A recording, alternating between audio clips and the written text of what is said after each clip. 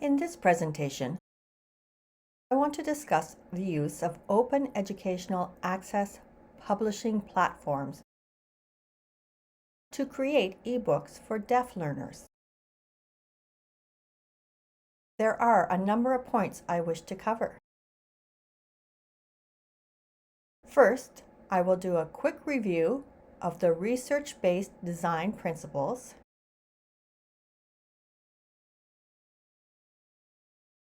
Next, we'll look at the planning pathway for ebook creation using what's currently available on open educational resource platforms.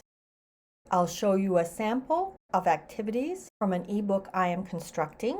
Feel free to access the material and follow along using the link provided on the slide. The ebook provides a number of different examples of features that can be incorporated into ebook creation and design. Finally, I'll discuss future considerations to support efforts to create open educational resources for deaf learners. Last week, I introduced a new frame for ebook creation and design. This week, we'll explore whether Pressbooks is able to support the production of ebooks using this framework as the guide. So why did I choose Pressbooks? It is not hardware dependent. It will work on both Mac and Windows products because Pressbooks is an internet-based platform. Pressbooks is managed by universities, libraries, organizations, and individuals. Pressbooks disseminates OER free to the end users. It is funded through fees paid by universities, libraries, and organizations. Perhaps some individuals do pay, but the users, those who access, watch, and learn from the OER materials developed through Pressbooks, do not pay. It is open access to the public.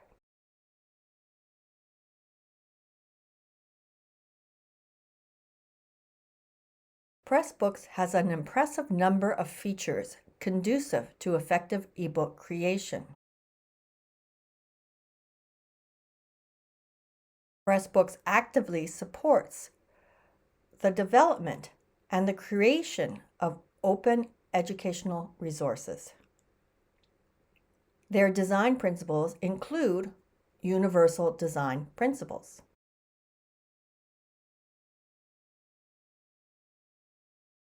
Pressbooks allows for a quick startup with minimal training. I found it intuitive and user-friendly. Pressbooks is very compatible with YouTube-created content. This is particularly beneficial for creating resources for deaf learners, which rely heavily on video content, including creating and sharing video content. Remember, video is the deaf learner's paper. Pressbooks works beautifully with YouTube.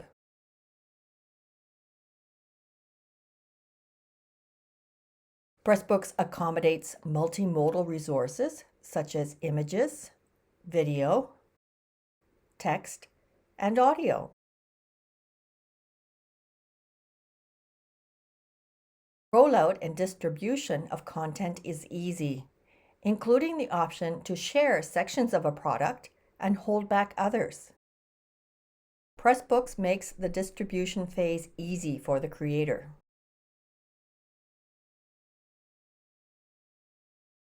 I created an ebook using the proposed new framework I presented last week.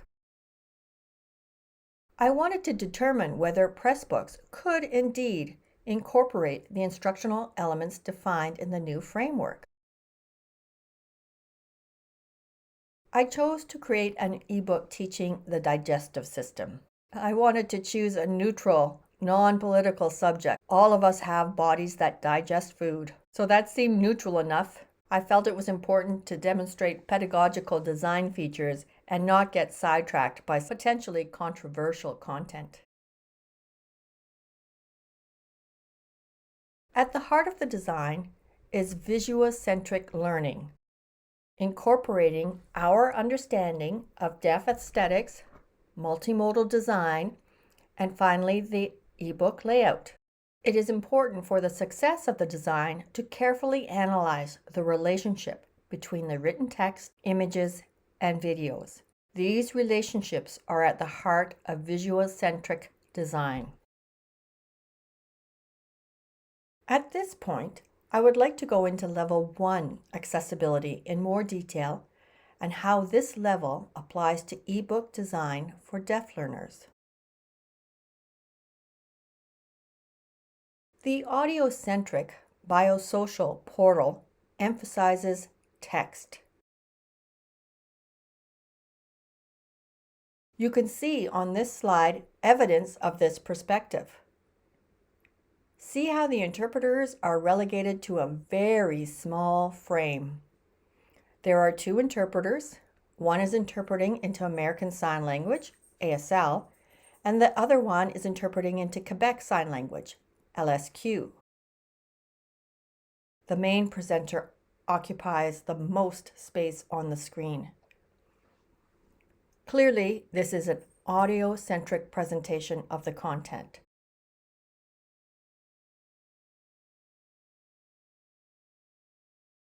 It's practically impossible for a deaf viewer to see the eyes of the interpreters in such a small frame. Without seeing the face clearly, it is difficult to see important grammatical features necessary to understand the message. An improvement to Level 1 accessibility is seen here. The presentation of the interpreter is much larger. The interpreter occupies space equal to the hearing presenter. This shows a shift toward more equitable access.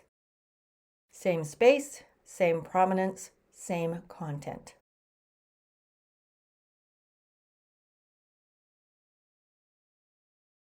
When creating ebooks, sign language dictionaries are important because we know many deaf learners are acquiring language while at the same time trying to learn the curriculum. So dictionaries help support both these tasks. The dictionaries need to be searchable by keywords and thumbnails.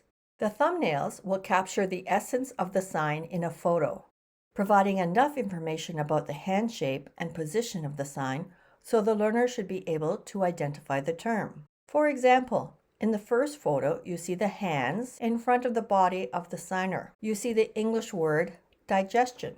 You cannot see the movement that goes with the sign, but enough information is presented to help the learner identify the sign they are looking for and to connect it to the English word. This supports the learner who cannot remember the English word, but remembers what they learned and can search using thumbnails.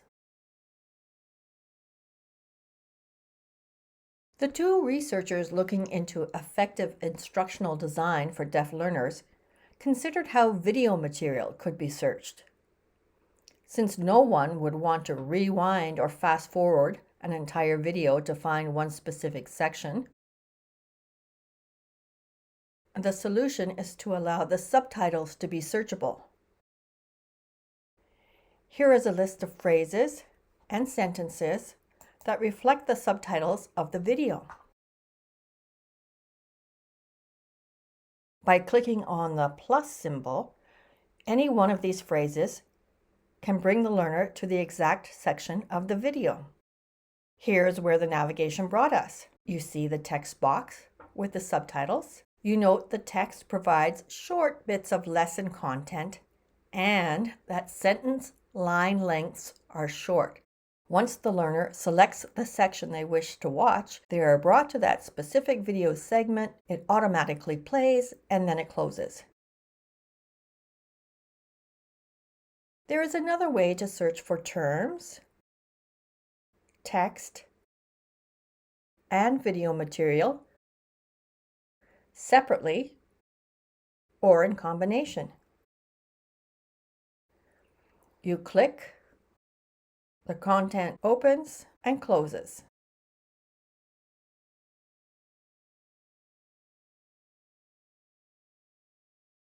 The recommended layouts of screen design, including text, images, and video, are not a design feature available in Pressbooks.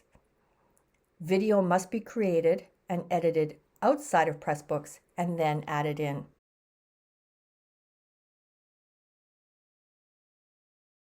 A video editing program can request permission to download any video from the internet.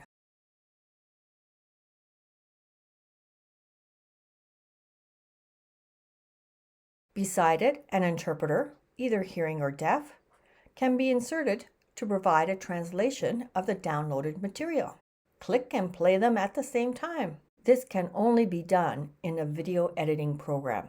This task cannot be done with any Pressbooks tools. You can achieve many effective design layouts with good quality video editing programs. In this example, we add one more thing. You see the text box for the English, the video, and the image. And now we can add the ASL gloss. As you read it, you will think it's a form of broken English. It's not.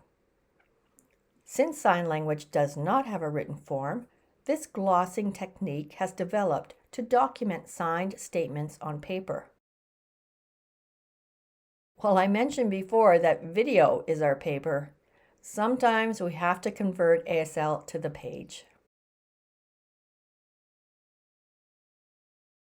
This layout incorporates 4 elements in the design.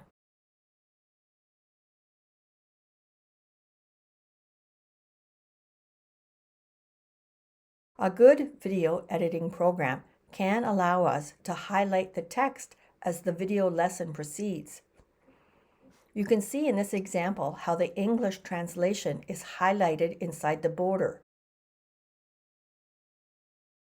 and would correspond to the sign language lesson content. It's a smooth, simultaneous, bilingual representation of the content. Getting back to Pressbooks. Once your video is created and edited to your liking, then it can be embedded into Pressbooks. This is when you can use Pressbooks' fantastic tools to create interactive activities. Here's an example. This man's performance is a personification of a marshmallow being eaten and moving through the digestive tract. He changes between the characterization of the person eating the marshmallow and feeling the ill effects, and the marshmallow itself traveling through the digestive system. This clip shows the marshmallow entering the esophagus.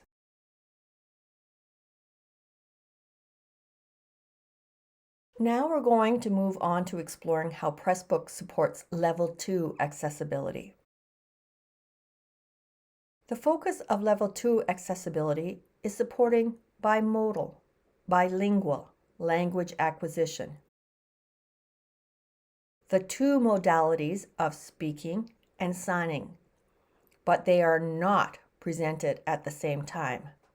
No one should be talking and signing at the same time. Because they are 2 different languages, it is impossible to accurately represent both languages at the same time. Once a deaf learner becomes functionally fluent in their first language, then can they turn their attention to the second language. First and foremost, sign language must be the language of instruction.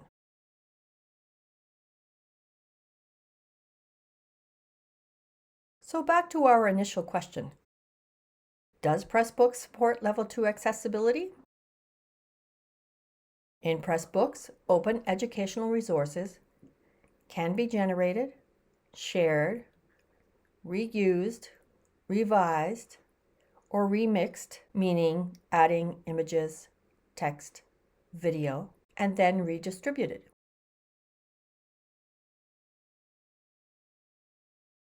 Pressbooks supports H5P generated content.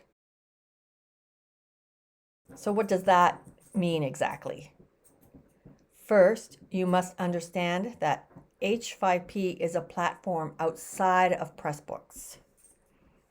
Unlike Pressbooks, H5P can use different systems such as Moodle courseware. H5P can be used as a repository of OER content, which means whatever is created in H5P can be easily stored and shared.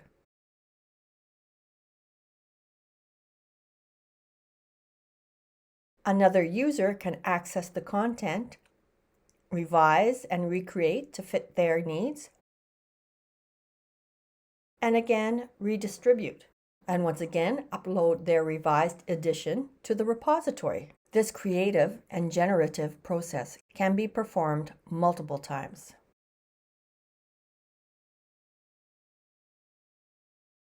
The repository option through H5P is a game changer. When I consider all the deaf organizations, deaf educational programs, schools for the deaf, I can see how many needs could be met. I have created H5P content in various ways to address Level 2 accessibility design goals. I wanted to determine if Pressbooks could support transferring this content into the ebook.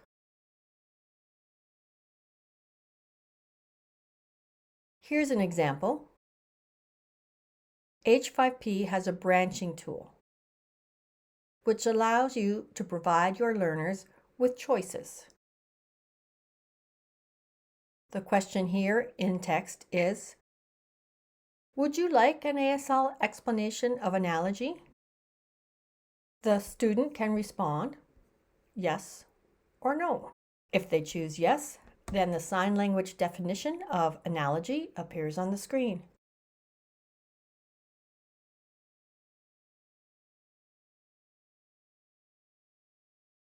This exercise is a drag and drop, creating the ASL gloss corresponding to the English sentence.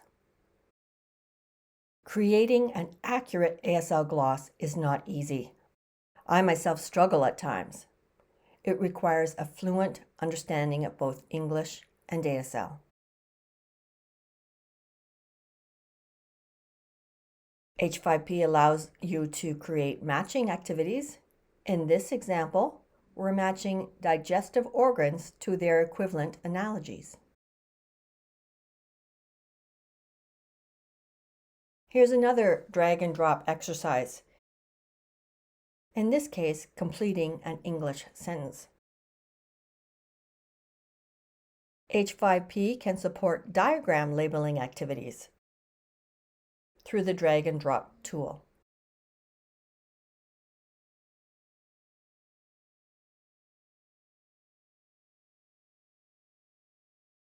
This is another drag and drop activity that I designed using concept mapping. Language acquisition requires the learner to categorize concepts.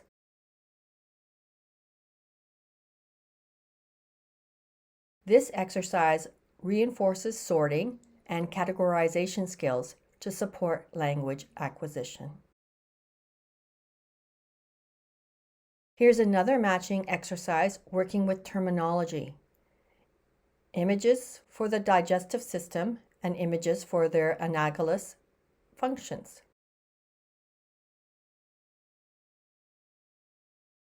H5P has a fill-in-the-blank feature as well. This example of an image slider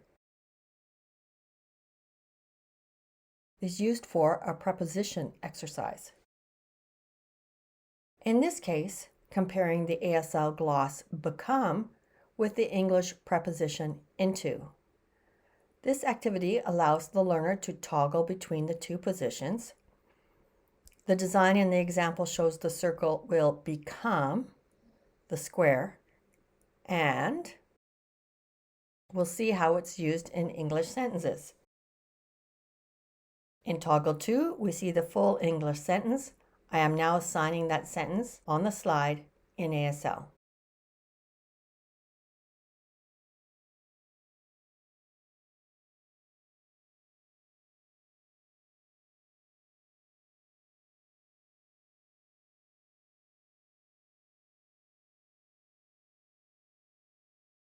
so the student can toggle back and forth as they please to work through the content.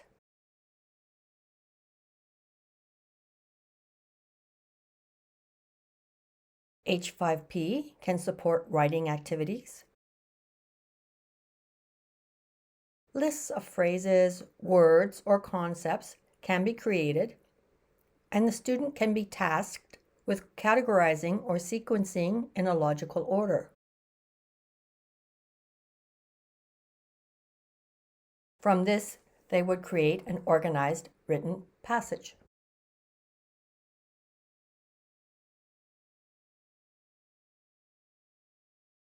I was able to design a number of activities using H5P tools, as you've seen.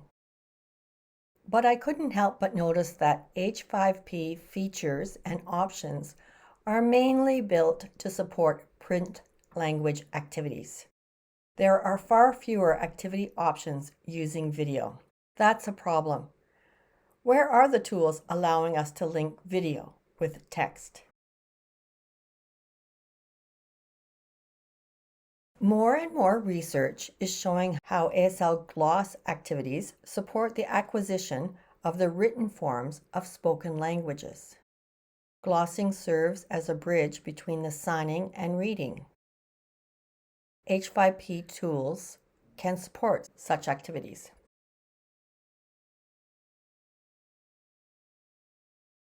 Level 3 accessibility focuses on addressing the impact of language deprivation on deaf learners. You may recall from last week that language deprivation in deaf children is a result of a lack of exposure to quality language input. The child's hearing and any technology to support amplification is simply insufficient to perceive spoken language. By the same token, lack of exposure to a sign language means the child's brain is not stimulated with proper language input. So our deaf learner is tasked with acquiring language at the same time as learning the curriculum content. Level 3 accessibility is about providing opportunities for social interaction with many other sign language users. Remember, providing sign language translations does not equate to accessibility for language-deprived learners. They simply may not understand what's being signed. The learner must have a necessary language foundation first. If the learner does not have the necessary language foundation, you can provide as much translated material as you like. They're still not going to understand. So why go to the effort? Level 3 accessibility is where these needs can be addressed, providing the student sign language rich interactive environments to promote language acquisition.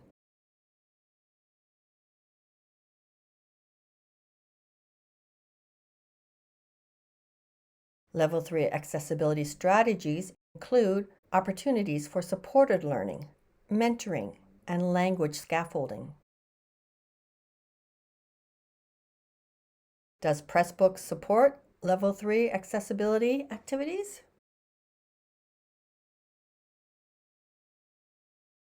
One approach to promote Level 3 accessibility is through project-based learning. Project-based learning can be a powerful tool in promoting language learning.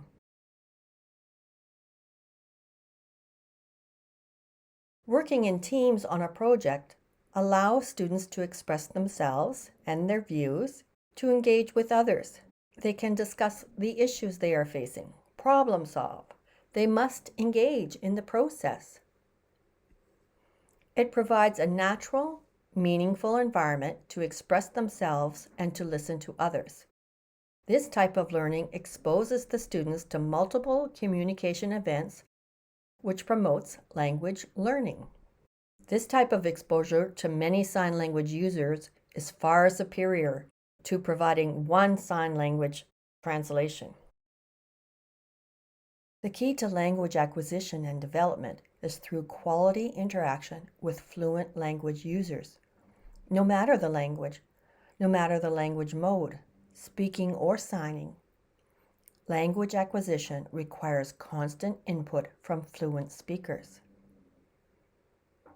So the teamwork tool in H5P helps to set up students' roles in the group. How does each member of the team wish to contribute to the project? Some may like to use cameras. Some may like to do the writing. Maybe some like to do interviews. Others may like to draw. So this tool can help with that kind of planning, but unfortunately, it is print-based.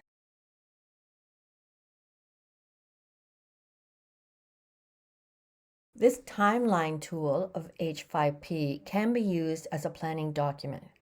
The project could be a storyboard for a movie, a comic book, or any other activity. The tool can help the team plan out all the steps involved. Again, this is in H5P.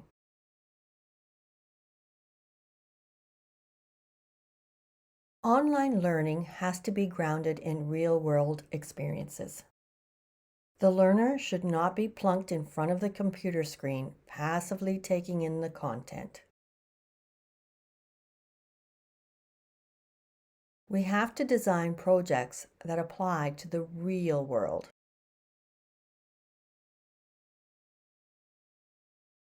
You see on the slide a diagram here showing part of the digestive system. It's a card made from paper. This project is a craft. The H5P timeline tool can be used to help with the documentation of the steps of the project.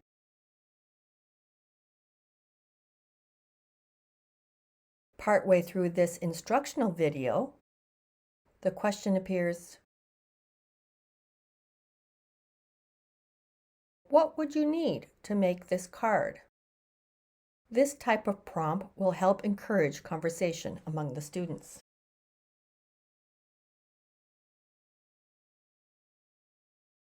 H5P can support participatory reading and remixing. The group of deaf learners can start with a text and then begin to revise it by incorporating text from other passages, introducing new characters, or changing the story in other ways. They pick and choose among stories, movies, or other materials to create something new. This is called remixing.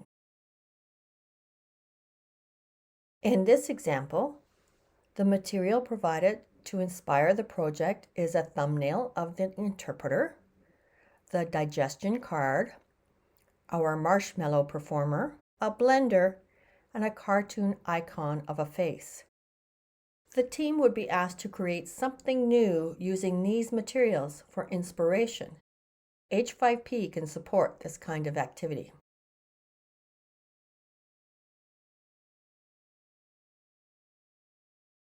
To summarize, H5P elements favor unimodal and unilingual language and literacy development for spoken and print languages. It is limited in its ability to include video, a real factor to keep in mind. But there's something important I want to show you. The Pressbooks hypothesis feature allows for posting sign language video in response to content, whether the content was provided in print or sign language. That allows for interactive activities. That's the kind of thing we need for Level 3 accessibility. This is a key pedagogical tool we can exploit in Pressbooks. This is the last topic I will cover before closing. Creating an open educational resource is becoming more and more possible, especially in platforms like Pressbooks. The technology is getting better, so much better. There are some things that Pressbooks cannot support, such as certain courseware or other technologies. We need to guide the development to meet our needs. We need to define a new framework for the design of teaching materials for deaf learners that draws upon the features of the other frameworks discussed last week.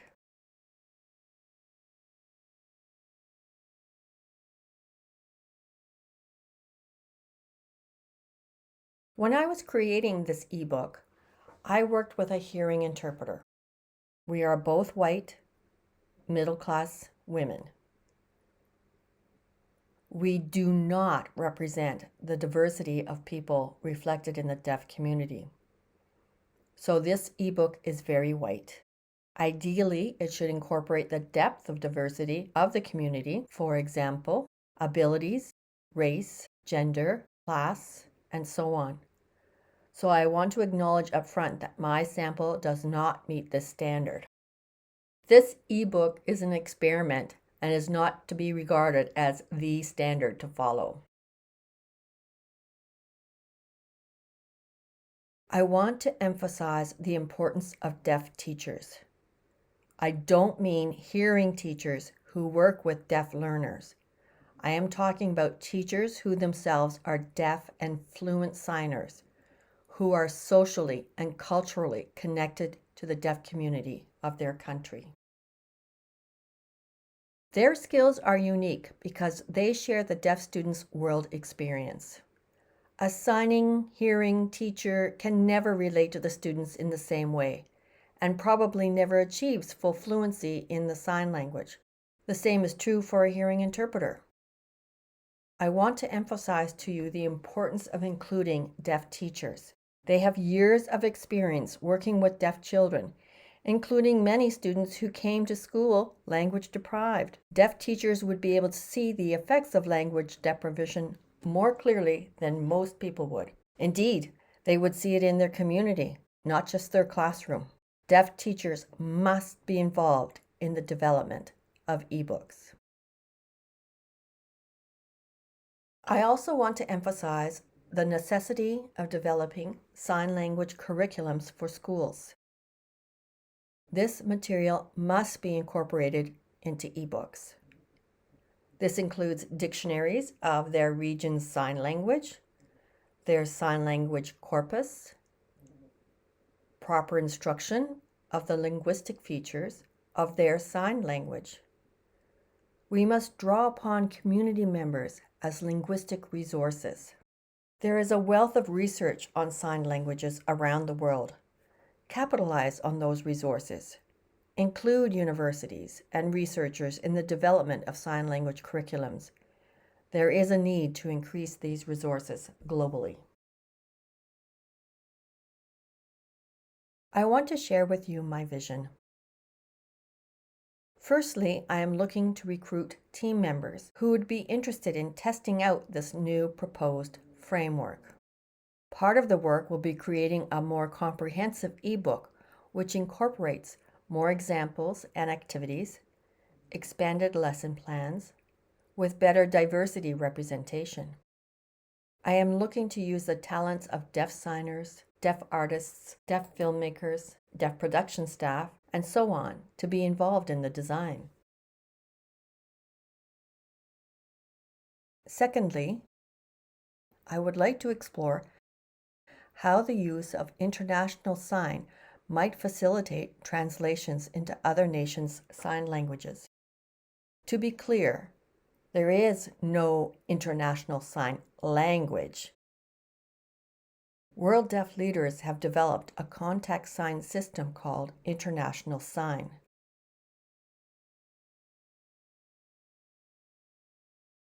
Based on borrowing vocabulary from sign languages around the world, this contact system of communication was developed. It does not have deep grammatical features and does incorporate gesture. But it might be sufficient to relay the ebook content well enough for deaf teams and supporters in other countries to translate it into the richness of their own sign language. We would not expect international sign to be used for instruction in the ebook. The use of international sign would just be the middle step in the translation process. Once the ebook was translated into multiple sign languages, we would want to go out into the communities and pilot it. We would be looking to evaluate it from the perspective of deaf students, deaf adults, researchers, and other stakeholders to determine effectiveness, fit, and appropriateness. Were educational outcomes such as reading, sign language acquisition, spoken language acquisition improved for the deaf learners? These are just some of the questions we wish to pursue. The third part of the project would be developing ongoing partnerships among countries to provide training and the necessary infrastructure so that they can access the OER repository and begin translating, revising, and redeveloping the resources to meet the needs of their deaf learners, which in turn can be deposited into the repository for other countries to adapt. Let's go back to Pressbooks. I have to admit, it is a promising platform, in large part because it supports H5P generated content. It supports open educational resources. I believe it will be an important tool in the future of education. Functions that could be improved apply mostly to video creation, including search functions and incorporating H5P features and layout options, to name a few. But it's a good start. As we know, technology will only get better. However, our most important tool is the theoretical framework that will guide the design and the technology when developing open educational resources. Thank you for listening to my presentation.